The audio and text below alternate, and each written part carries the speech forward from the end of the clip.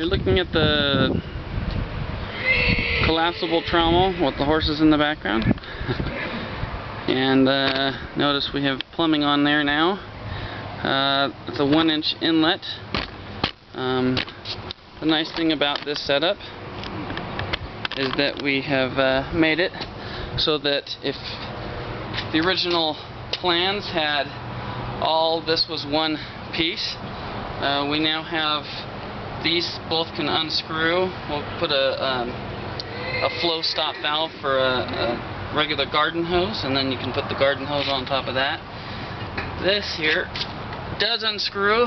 It's a little hard right now, but as you'll notice, here, let's see here. We'll go up to the top here, and this is the new spray bar, which the original unit did not have. It's got holes pointed down and holes pointed out. But this unscrews. It's easier to hold the bottom here. And so this unscrews, and if you ever get junk and stuff inside the tube here, you can see the holes. I'll show them closer on both sides. These are nice because you can unscrew the caps on both sides if you have a ramrod or something like that. Even a stick might do. If you ever get grass and stuff inside your pump, it's really easy to I'm looking through. You can just put a rod through there and clean it out through here. Really nice improvements that we've implemented on there. We were kind of in a hurry, so that's kind of messy. These can be painted using PVC paint, but that's that for the spray bar. Spray bar just fits in right there, no problem. And then we've got this is angled here on the main spray bar. I'm going to take this camera back down to this one here, and it's easier to unscrew that top piece first, the spray bar, because then you can pull this out and unscrew this, which is really nice. And again, this used to be all permanently mounted, and now I've basically cranked on this, but you could probably unscrew this one, and again, you can clean it out. This unscrews, so if this ever goes bad, you don't have to build a whole new one. You can just replace the valve. It's just a 1-inch threaded on both sides. Home Depot, I think they were about $5, $5 or $6. Then we have the garden hose if you need to do anything that way.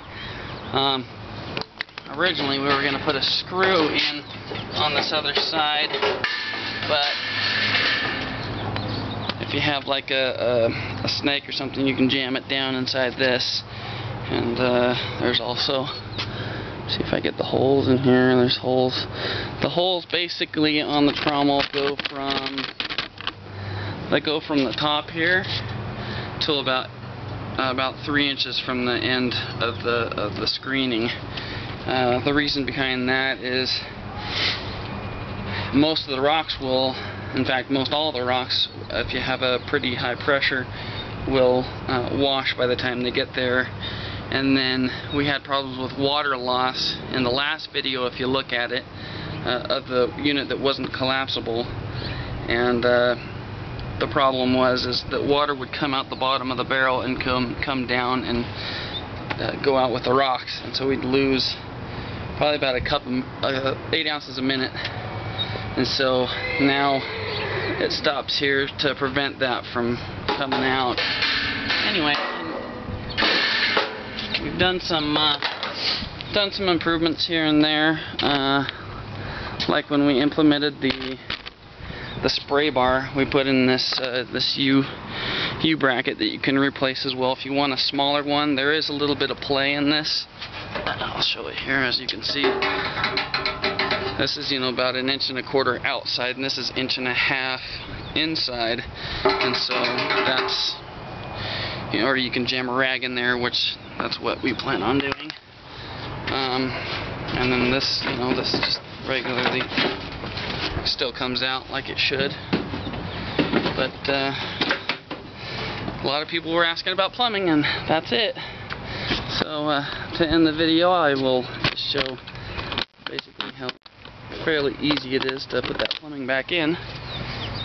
You just run this along the barrel tube, is what I call it, the barrel sprinkler, up outside here, and you can take this off and feed it through that way if you prefer.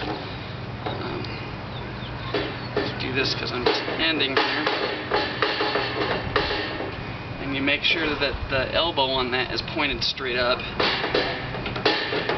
And you can crank it on tighter than I'm cranking it, but for time, and you can put plumber's tape on there, and then you won't have to crank it down very hard, and it should plug up just fine.